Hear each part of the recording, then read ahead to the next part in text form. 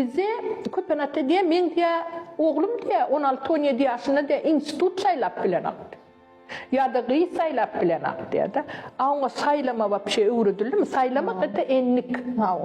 Men şey diyen en atalarına diyen siz çağalağınıza saylama enlik öğreteceğim de ne de öğretmeli. Benim iyiden tronno.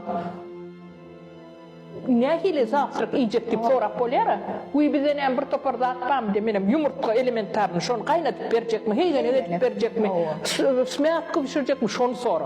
Şu maykanı yiyecek mi? Şu maykanı karışmalı. Şonu. Şu bıybır dederel. Bize çağıları bıybır verem dağa.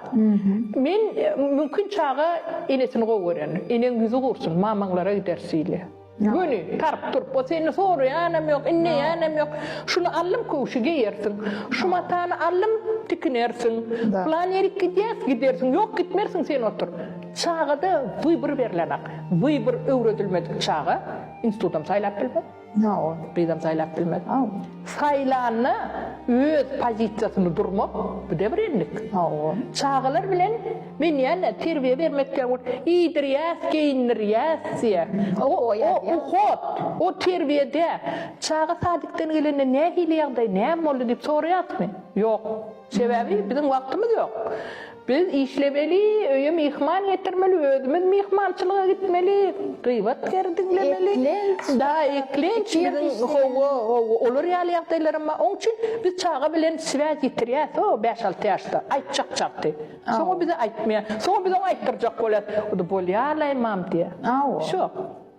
Onun için şu terbiye çağın öz fikrini bilmek. Şeysek ne hili? Altıncının planda edecektik. Şunu şeysek o şahsiyet işte onun en goğu vложение это çağına. Если şonu terbiye, şonu bilim, şonu özünün reali etseniz, pensiyanızı özünüz yersiniz. Eğer şonu etmeseniz, pensiyanızı çağınıza soğursunuz. Şunu yahatta saklamak. Onun için çağa eti investisiya, şonu bilim vermeli, şonu fikrini dinlemeli, şonu adam şekilde şahsiyet hükmünü terbiyelemeli. Den derecede, o da küçülükten.